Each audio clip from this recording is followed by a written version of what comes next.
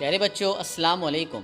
Today we are going to write 10 lines essay on missile man Dr. APJ Abdul Kalam.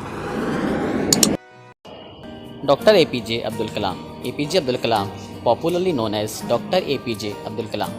The complete name of Sir APJ Abdul Kalam is Avul Pakir Jainul Abdin Abdul Kalam. He had born in Rameswaram, Tamil Nadu. He was very hardworking student since his childhood. He extended his qualification by completing aerospace engineering from Madras Institute of Technology. He had done outstanding work on the missile technology and vehicle system. The great missile man becomes the President of India in 2002.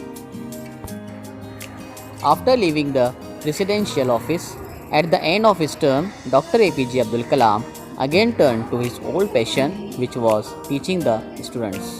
He was the prestigious Bharat Ratna awardee in the year 1997.